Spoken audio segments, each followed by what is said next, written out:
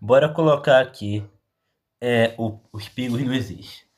Aqui, ó, Palmares foi o maior polo de resistência contra o sistema colonial escravista das Américas, tá? Um dos maiores. E funcionava como um, um ponto de refúgio clandestino e ilegal no período colonial. Homens e mulheres escravizados que conseguiam dar a sorte de não morrer até chegar a esse refúgio, a fuga dos engenhos, porque se você fosse um escravo e tentasse fugir, a chance de você morrer nisso tudo aí era altíssima, tá? Principalmente da região de Pernambuco e Alagoas, fugiam para a região da Serra da Barriga e lá construir uma sociedade organizada. Em vez de uma agência de libertação externa, Palmares era o destino de quem se libertava por conta, por conta, né? É, dava por conta, né? De tudo ali, né? Que envolvia aquela sociedade ali, toda a opressão, por conta de toda essa opressão, né? Por conta de tudo isso, né? Quem conseguia fugir, por conta, né? Toda essa opressão, toda essa escravidão, quem conseguia fugir, né? Por conta de todo o sistema opressor. Quem conseguia fugir chegava em Palmares, daquela região que eu falei.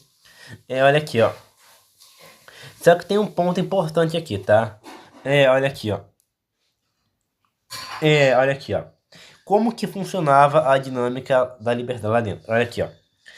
Como eu falei, se você conseguisse escapar do engenho sozinho e chegasse a Palmares, ali no engenho você era considerado um homem livre e virava membro daquela sociedade.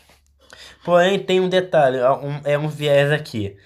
Os guerreiros de Palmares faziam ataque a engenhos vizinhos para conseguir suprimento, armas e, claro, trazer mão de obra humana. No entanto, os indivíduos que eram trazidos nessas discussões, que não tinham fugido por iniciativa própria, mas foram capturados dentro dos engenhos pelos palmarianos, né? Palmarinos, às vezes eram colocados no regime de escravidão dentro do próprio engenho, velho. Os caras fugiam de um engenho, né? Iam pra outro engenho ali, e viravam escravos do próprio zumbi de Palmares, que a sociedade prega esdrúxulamente de forma burra você falar que esse homem foi um libertador. Ele tinha escravo. Olha aqui, ó. O cara, olha aqui, ó. Olha aqui, ó. Bora colocar os pingos nos is. Ele era um criminoso fugitivo. Ele era um crime. Olha aqui, ó. Ele era um criminoso fugitivo. Tá? Ele era um criminoso fugitivo. Ele deu um golpe ali dentro ali. Tirou o tio Ganga Zumba para usurpar o comando do Quilombo. Ele, para não falar as palavras aqui, ó. Ele meio que forçava relações. Olha, olha o cara que os malucos fizeram um feriado. Olha o cara que os malucos fizeram. O cara literalmente forçava relações pessoais, né? Íntimas ali com mulheres. É, enfim.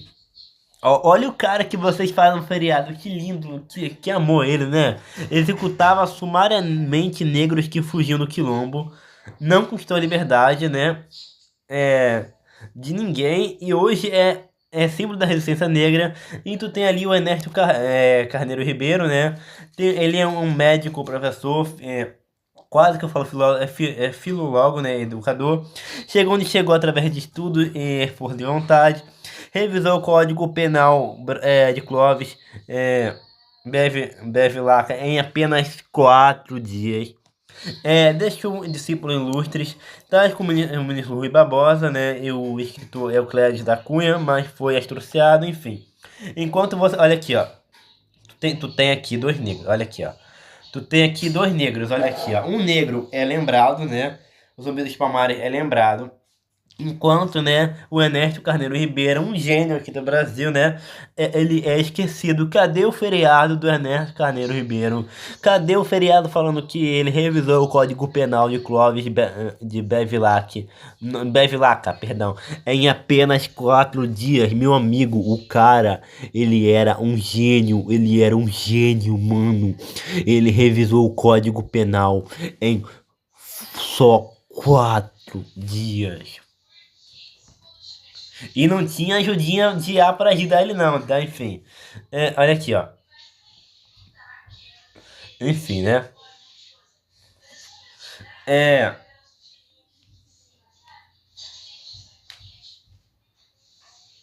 então, meu amigo, enfim. Tipo, e para pessoa ser livre num engenho de Palmares, eu tinha ali que ter uma lealdade ou conquistar a liberdade, enfim, né? Os negros que fugiam podiam ser ou que eram capturados, porque acabavam fugindo daquele sistema de engenho, né, colonial, acabavam no engenho de Palmares, onde, né, acabavam escravizados, enfim, né? Os que não, geralmente os que eram capturados nesse saque de engenhos coloniais eram escravizados, né? Enfim. É, isso acontecia porque Palmares operava sob uma lógica muito parecida, tá? Com a da sociedade ocidental da época e não com a mentalidade dos direitos humanos modernos ou do abolicionismo do século XIX, né? Para ele, a propriedade, né, não, a prioridade era a sobrevivência e a segurança do quilombo contra o ataque de portugueses e holandeses. O quilombo resistiu por um século, enfrentando dezenas de expedições. Ele não acabou com a escravidão no Brasil, né? Pelo contrário, tinha escravo, tá? Enfim, né?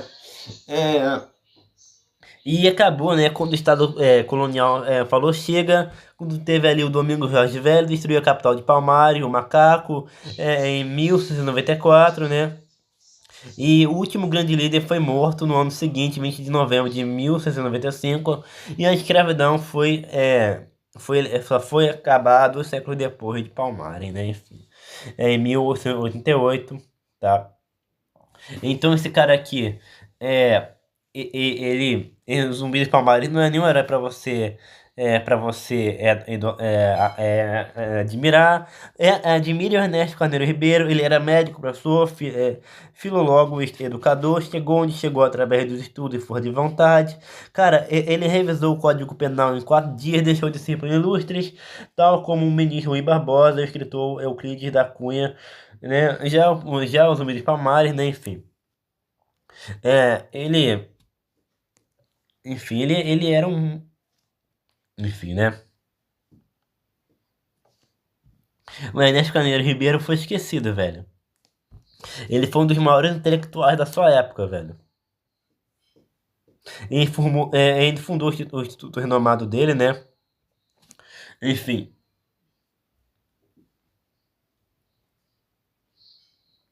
Já Zumbi dos Palmares, velho. Ele. Cara, olha aqui, ó. Veja bem, olha aqui, ó. Veja bem, olha aqui. Você. Tudo bem que nenhum dos dois acabou com a escravidão. Mas o ponto importante é que esses engenhos de Palmares, eles eram um estado dentro do estado. Ali, meu amigo, podia acontecer de tudo, tá? De tudo. Zumbi dos Palmares, ele não era uma pessoa boa. Ele não fez nada para acabar com a escravidão no Brasil. Ele não teve participação direta. Ele não era um intelectual e não contribuiu para nada para o Brasil, além de fazer insurreições.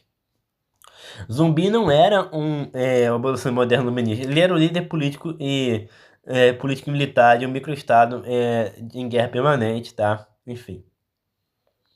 A realidade de Palmares era da violência colonial. Você resistia ali com armas, pegava negros para tu escravizar ali dentro, né? Enfim, né? É, eles viviam em guerra absoluta contra a coroa portuguesa. A edição de Palmares eram moldadas pela necessidade de sobrevivência, né? Ali é, dos fugitivos, né? Não tinha nenhuma perspectiva de futuro isso, velho. Enfim, eu não tinha nenhuma perspectiva de futuro, tá? Nenhuma mesmo. É, cara, o Ernesto Carneiro, ele foi um cara de linguagem. O negócio dele era a gramática, a filologia, o ensino. O feito histórico espetacular dele foi pegar o texto do Código Civil, E é com uma precisão técnica absurda revisar toda a estrutura da linguagem daquela, daquela montanha de leis em tempo recorde. Ele revelou tudo. Ele era um mestre da forma, né, da clareza, da norma culta e não da introdução de correntes filosóficas. Como eu já me confundi anteriormente, fiz uma confusão aqui eu tava pesquisando aqui. Aí eu confundi alguns personagens aqui, pelo amor de Deus, não confunda ele com outras pessoas, enfim. Cara, aqui nas minhas pesquisas aqui, eu confundi ele. Eu também cometo erros, tá? Eu sou humano, eu erro. Eu não sou. Eu confundi ele com o Tobias Barreto, perdão. É, eu cometo erros, eu sou humano, enfim. É basicamente isso, pessoal. É basicamente isso. É basicamente isso. Ó, tem esse texto aqui, ó. Melhor ainda, olha aqui, ó. Leiam aqui.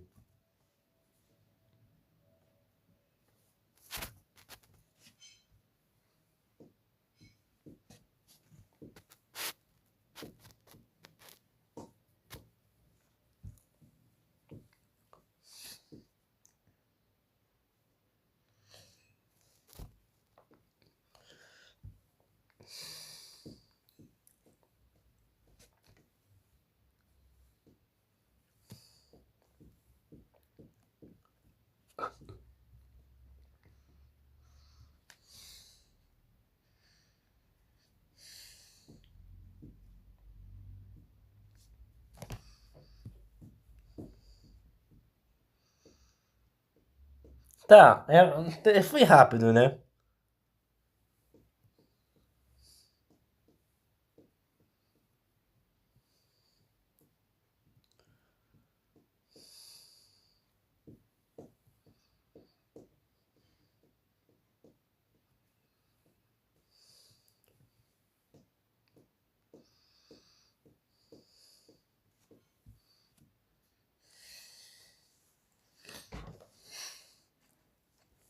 Maluco. 20.000 pessoas.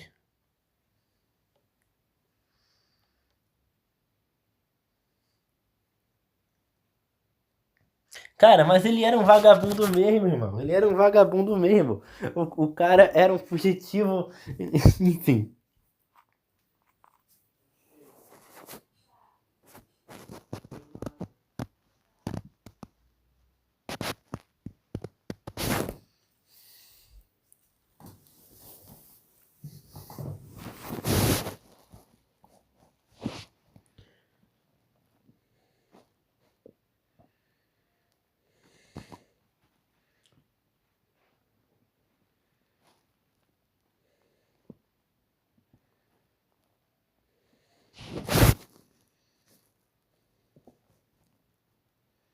E com certeza deve ter matado o maluco, velho.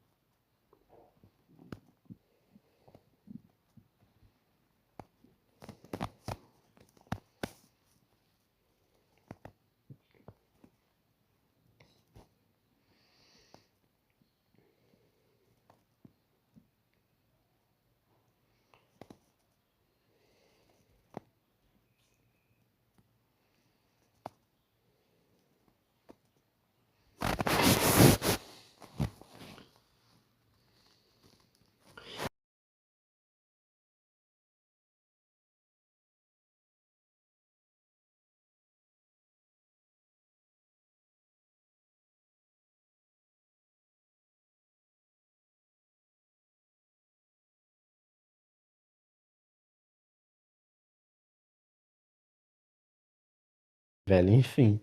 Para de defender rebelde, velho. Para de defender rebelde.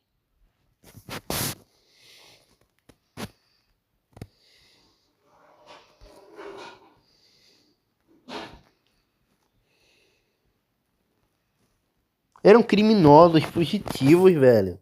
Eram fugitivos, criminosos, velho.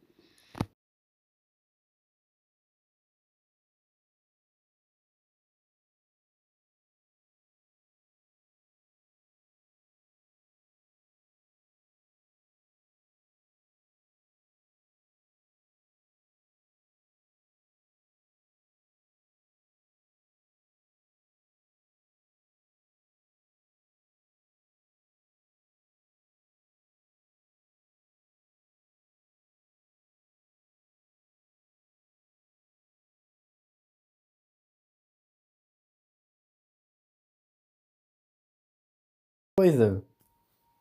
Para aí, mano.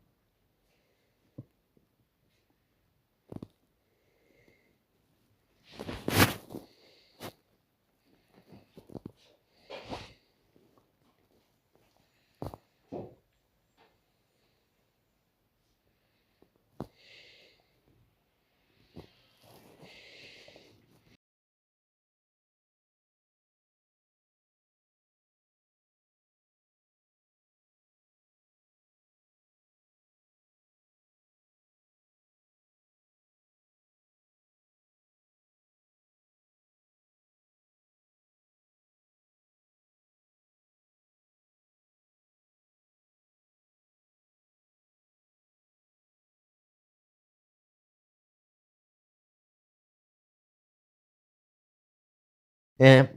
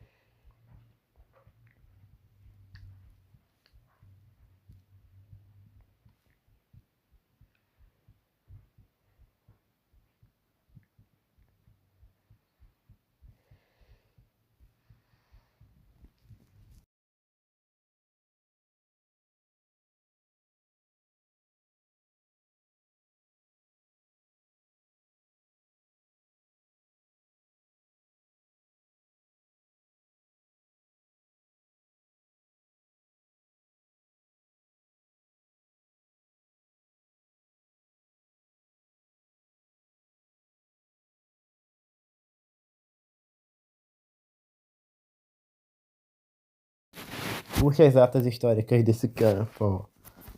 Puxa as atas desse cara.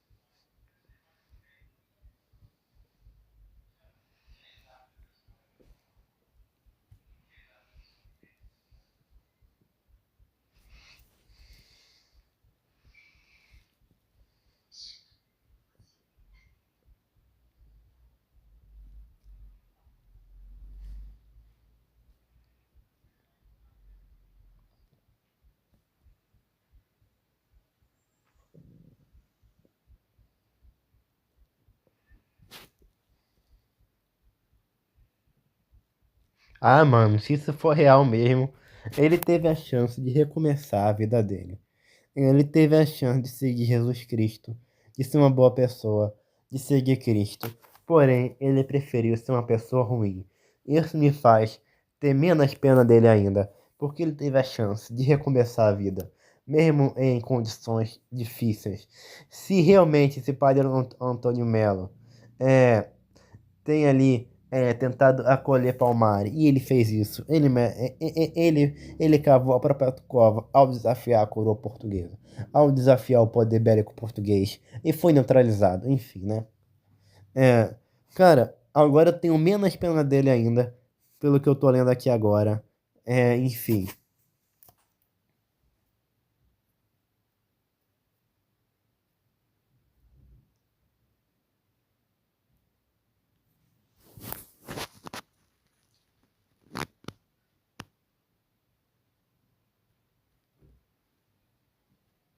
Enfim.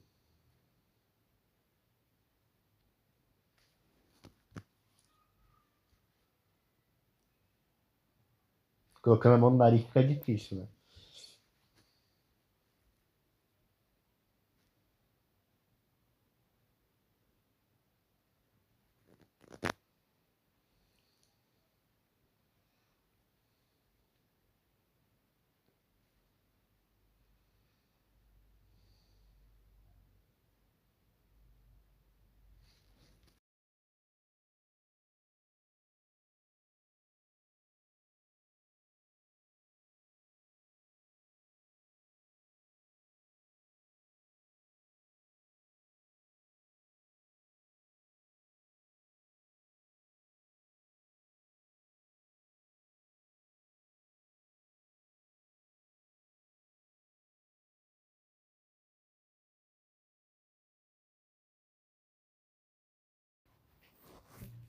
Ele teve o fim que ele mereceu.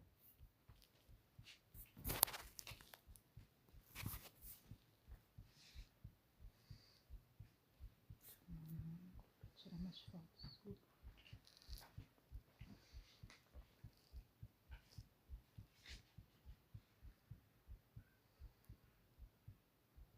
Baixa o braço aqui. Esse braço aqui tá parecendo celular. Por que tá me gravando tanto assim, mano? Eu não tô gravando, eu só tô vendo um ângulo que eu quero tirar. Ah, tá. Olha pra cá. Isso. Olha pra cá.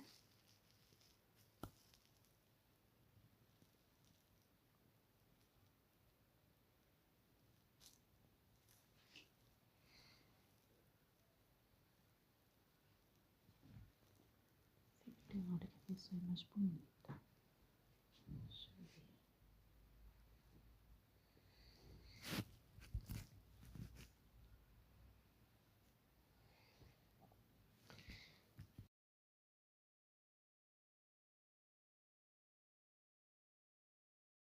Se eu gosto aqui.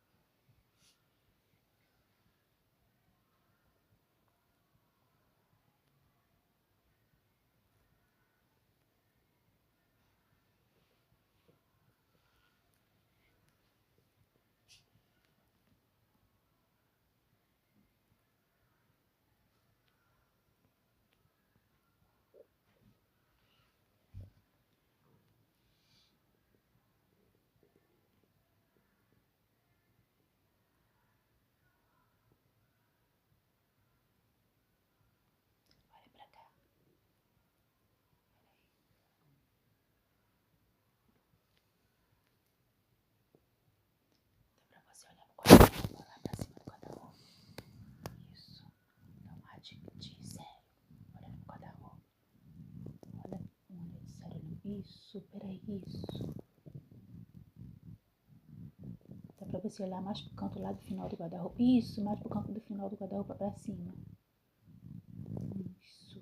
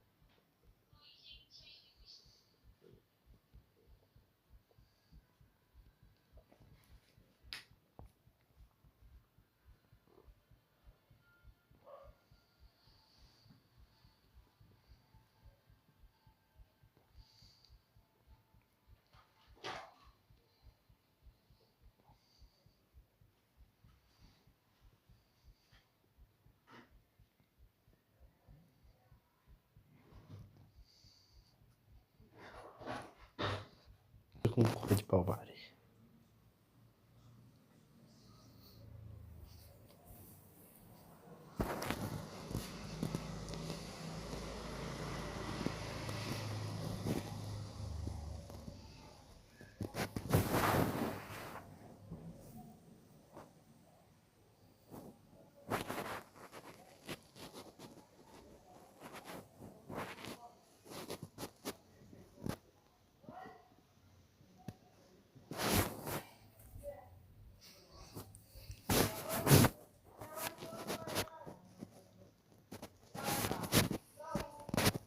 Padre.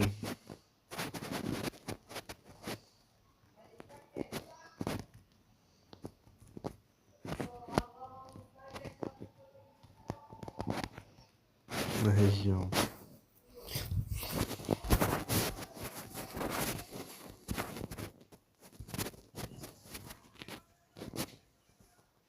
Cadê meu teléfono?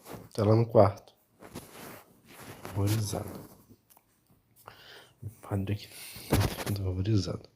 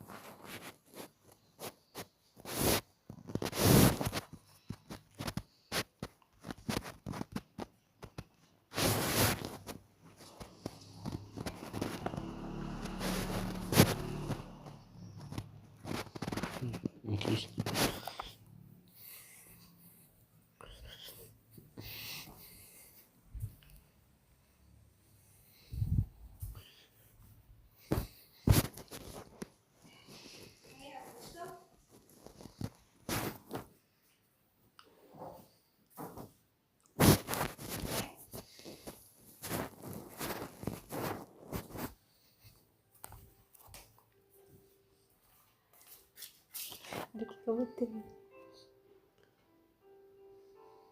Eu- Eu tô estudando artigo, achei bonito. Eu botei aqui porque eu tô estudando essa aí. Aí eu botei aqui, ó, biologia, minha paixão.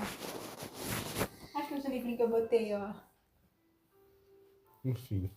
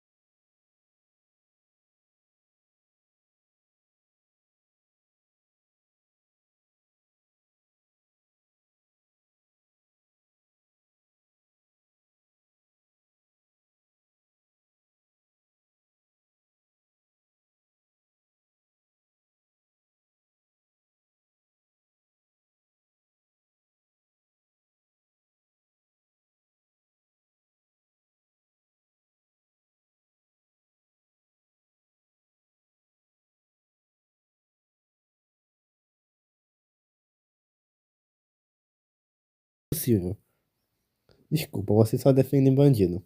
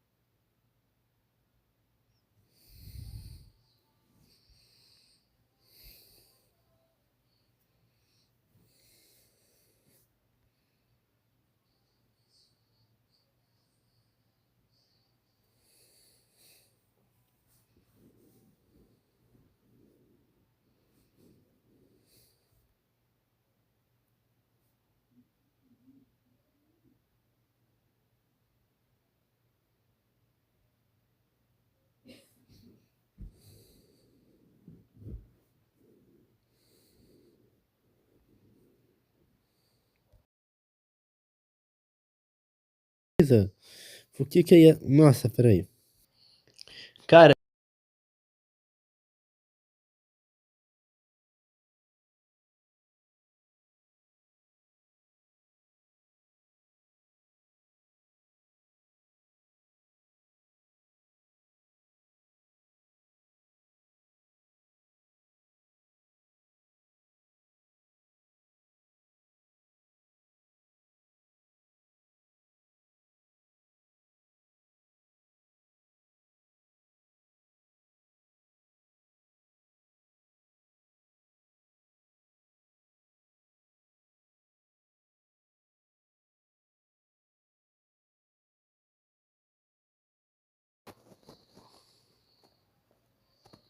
peraí. Peraí. Para de defender criminoso, cara. Para de defender criminoso. Para de defender criminoso, pelo amor de Deus. Para de defender criminoso. Cara, eu fico brigando com a Ian, velho.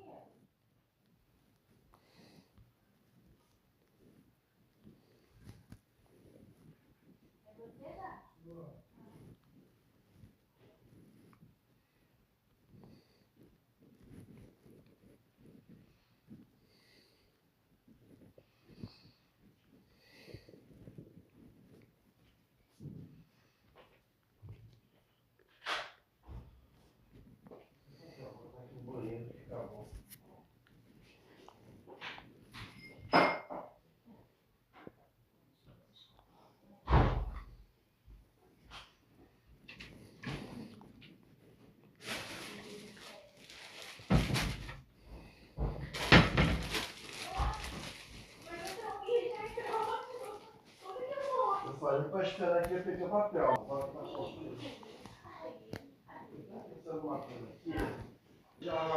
Olha aqui, ó.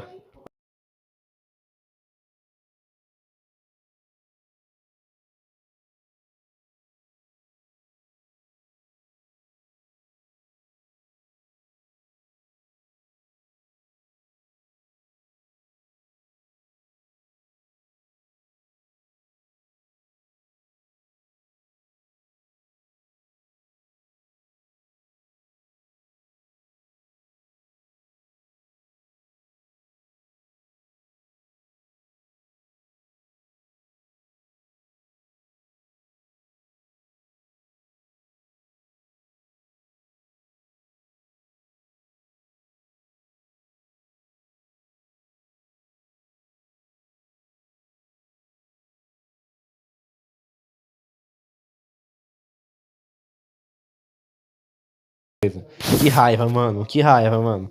A IA defendendo o rebelde. Cara, eu sou uma pessoa extremamente legalista. Eu respeito as leis do Estado. Eu respeito as autoridades civis. Quando eu tô na rua e vejo um policial, eu falo assim: Olá, policial, tudo bem com você? Quando eu vejo ali qualquer coisa, qualquer autoridade civil, eu falo assim: Eu respeito essa autoridade civil porque ela foi ordenada por Deus para estar aqui. Então, como que você quer que eu respeite um líder rebelde, velho? Não tem como. É inconcebível na minha perspectiva de tudo o que eu me fui ensinado a vida inteira, velho.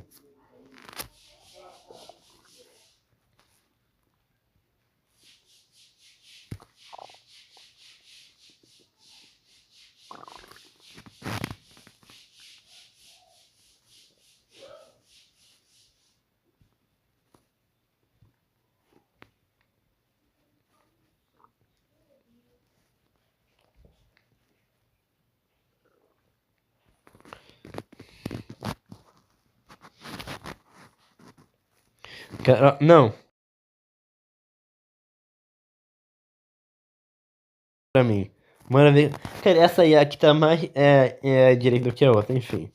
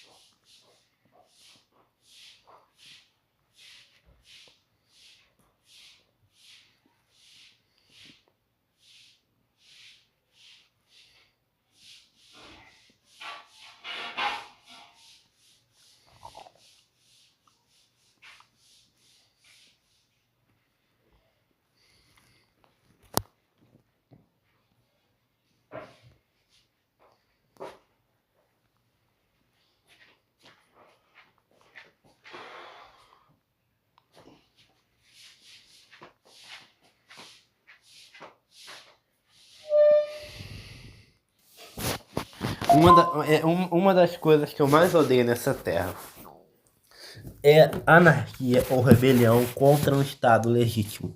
Porque eu tenho a teologia que todo o Estado, todo o governo foi dado pela autoridade de Deus. Se tem ali um governante, é porque Deus permitiu que ele subisse ali. Se Deus não quisesse que ele subisse ali, Deus o teria matado. Eu penso assim, que indiretamente Deus, mesmo fora da teocracia, Deus permite que líderes subam e desçam. E quando eu vejo Zumbi dos Palmares, um escravo rebelde fazendo um estado para dentro de um estado, ele fez ali um engenho ilegítimo contra as regras da coroa portuguesa, agindo contra a burocracia e as regras expostas pelo rei de Portugal e quebrando todo o protocolo real, e assim ele estava quebrando as regras do estado. Isso é ilegítimo. Isso é ilegítimo. Enfim. Isso é ilegítimo, ilegítimo. Ele teve o fim que ele mereceu, desafiando a coroa portuguesa, que tinha a legitimidade de Cristo, apesar dos erros escravagistas. Ele teve o fim que ele mereceu, mano. Ele teve o fim que ele mereceu. Ele teve ali o fim merecido, tá? Enfim. Ele teve ali o fim que ele pregou o próprio fim.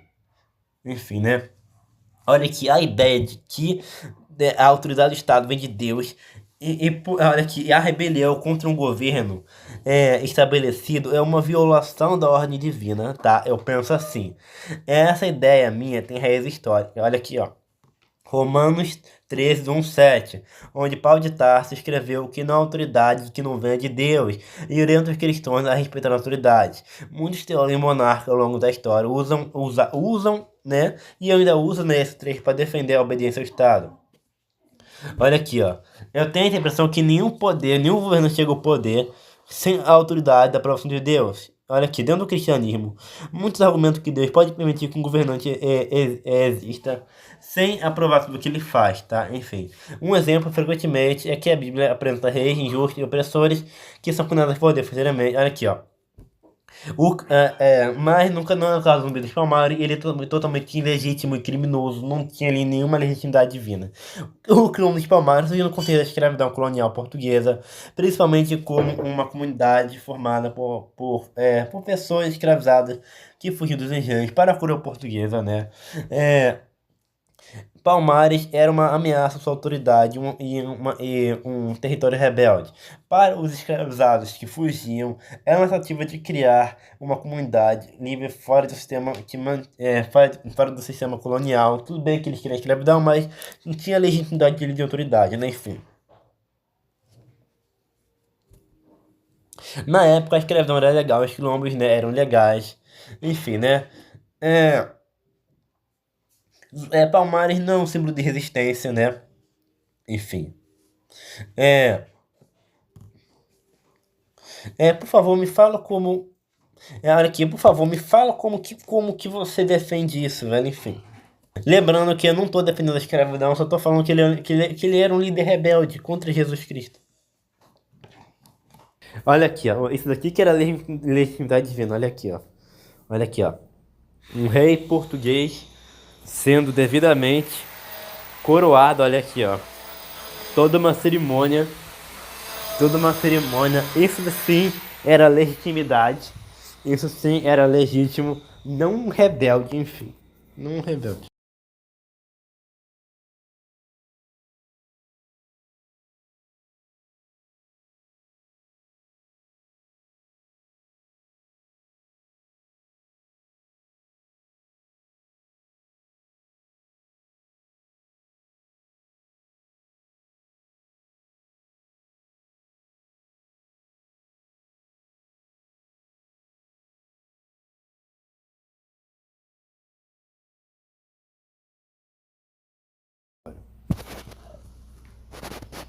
Tem vários ao longo da história. Tem vários ao longo da história. Bora ver aqui. Olha aqui, ó. Bonitinho aqui.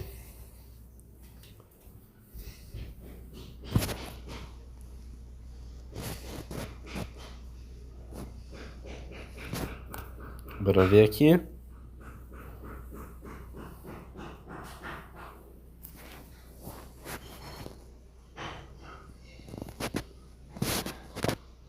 A imagem apresentada com forte estética cinematográfica ou gerada por ferramentas de inteligência artificial de imagem retrata uma cerimônia de corte europeia de meados do século XVII, era barroca, com a presença de um monarca no trono cercado por alta nobreza, militares com armaduras ornamentadas e o alto clero católico, bispos com mitras e paramentos litúrgicos dourados, conduzindo um ato litúrgico/institucional. Considerando o recorte temporal de 1656 a 1695, período de vida de Zumbi dos Palmares, o rei de Portugal nesse intervalo foi D. Afonso VI, regência de 1656 a 1667, seguido por seu irmão D. Pedro II, regente a partir de 1667, e rei de 1667, e rei de 1683 a 1706. Abaixo, analisa-se a legitimidade divina, o aparato político-religioso e a fidelidade arqueológica desse cenário com base nos critérios da diplomática e da história institucional da época. 1. Contexto histórico. O absolutismo de direito divino. No século XVII, a monarquia portuguesa operava sob o conceito do absolutismo de direito divino. De acordo com tratados políticos e teológicos da época, como os escritos pelo jesuíta Francisco Soares, ou teólogos da Universidade de Coimbra, o poder do monarca emanava diretamente de Deus, sendo a Igreja Católica a instituição responsável por ungir, validar e chancelar essa autoridade perante os súditos. O consenso histórico. A coroa e o altar eram indissociáveis.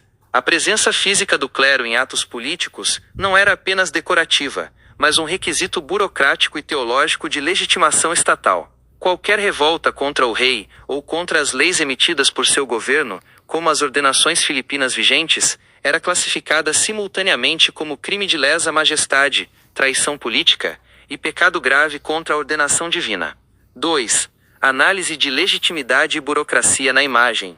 O ambiente representado na imagem materializa a estrutura de poder que combatia os enclaves rebeldes na colônia. As fórmulas jurídicas e o clero. Na mesa em primeiro plano, observam-se calhamaços de papel, mapas e documentos com caligrafia processual ou humanística. Na burocracia do século XVII, as decisões de guerra ultramarina, como o envio de tropas contra Palmares, passavam pelo Conselho Ultramarino em Lisboa, eram redigidas por secretários de Estado, em papel de trapo com tinta ferrogálica, validadas pelo selo de cera pendente com o brasão de armas da Casa de Bragança, e assinadas pelo punho do rei, o rei. A heráldica e os símbolos. Ao fundo da imagem, há tapeçarias e escudos que exibem as quinas e os castelos do brasão do Reino de Portugal, um indicativo visual de territorialidade e de legitimação institucional. 3. Verificação arqueológica e histórica da representação. Embora a imagem capture a atmosfera de uma corte absolutista barroca, uma análise arqueológica rigorosa identifica anacronismos e elementos idealizados. O que está correto? Consenso. Indumentária clerical. Os paramentos litúrgicos, as casulas e mitras dos bispos, e o uso do missal romano, estão de acordo com as reformas do Concílio de Trento vigentes no século XVII. Arquitetura e azulejaria. As paredes decoradas com azulejos azuis e brancos e talha dourada são características autênticas do barroco português, o chamado estilo nacional, que decorava capelas reais e salas de palácios. O que é impreciso ou estilizado, debatido / anacrônico. A coroação física. Os reis de Portugal da dinastia de Bragança não eram coroados fisicamente. Desde 1646, quando Dom João IV coroou a imagem de Nossa Senhora da Conceição de Vila Viçosa como Rainha de Portugal, os monarcas portugueses não punham a coroa na cabeça. Eles realizavam uma cerimônia de aclamação Amtesh, onde prestavam juramento sobre os evangelhos diante dos 3 estados, nobreza, clero e povo. A coroa permanecia sobre uma almofada ao lado do trono, como símbolo espiritual. A representação de um rei de pé, ostentando uma coroa diretamente na cabeça em um altar, afasta-se do protocolo diplomático real português. Armaduras militares. Os cortesãos à direita vestem armaduras completas de placas metálicas polidas com detalhes em ouro. No final do século XVII, o uso de armaduras completas em ambientes de corte já era obsoleto devido ao avanço das armas de fogo, mosquetes.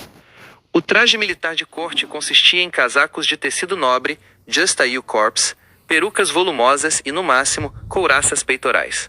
Limitações do conhecimento atual. A reconstrução visual de ambientes internos da corte portuguesa do século XVII sofre com a escassez de palácios intactos daquela exata época em Lisboa, em grande parte devido à destruição provocada pelo terremoto de 1755.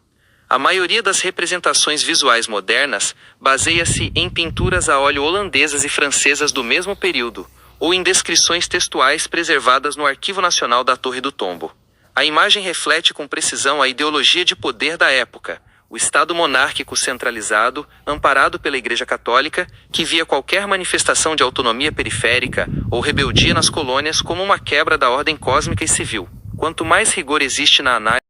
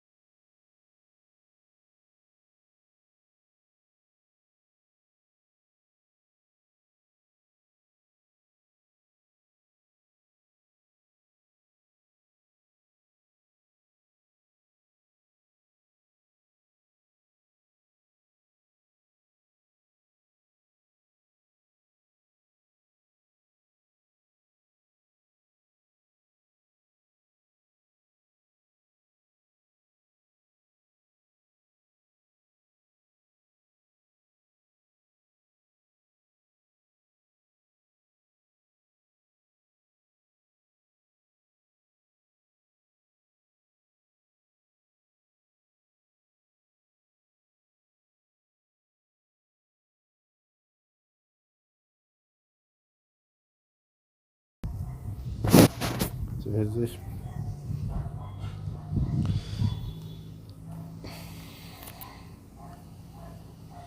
Abaixo está a tradução para o latim clássico e eclesiástico de uma prece focada no reconhecimento da justiça, da verdade histórica e do discernimento espiritual diante dos conflitos e das lideranças humanas. Tradução e significado estrutural. Domine Iesu Christi, tu es via veritas et vita. Senhor Jesus Cristo, tu és o caminho, a verdade e a vida. Baseado em João 14:6. Concede nobis, spiritum sapientiae et iudici veri. Ut omnem iniquitatem et violentiam agnoscamus. Concede-nos o espírito de sabedoria e de verdadeiro julgamento, para que reconheçamos toda a iniquidade e violência. Regna hominum caduca sunt, sed justitia tua in aeternum manet. Os reinos dos homens são passageiros, mas a tua justiça permanece para sempre. Libera-nos a males voluntatibus, e a falsis imaginibus, e corda nostra em pace tua custodie. Livra-nos das más vontades e das falsas imagens, e guarda os nossos corações na tua paz. Amém. Amém. Análise documental e teológica do contexto. A perspectiva de que a coroa possuía legitimidade legal e religiosa para a época, enquanto as insurreições armadas operavam na ilegalidade jurídica, fundamenta-se nos seguintes registros e dogmas do século XVII. O princípio da ordem pública.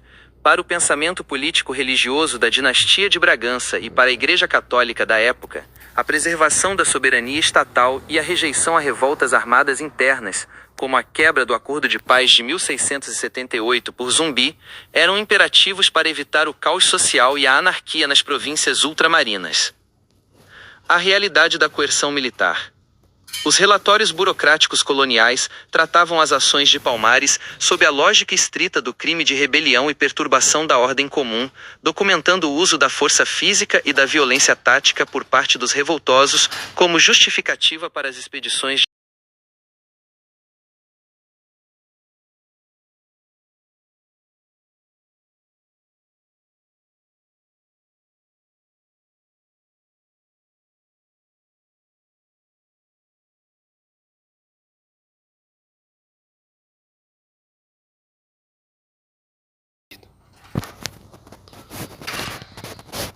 Não.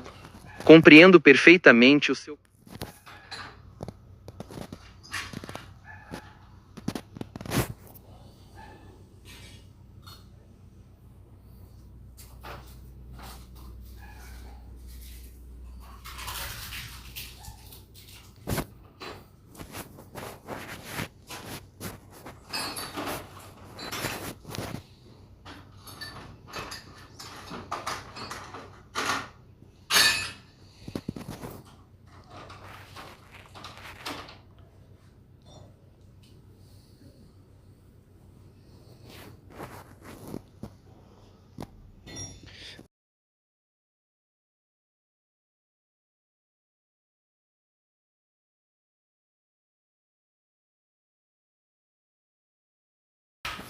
Faça uma oração em latim. Faça uma oração.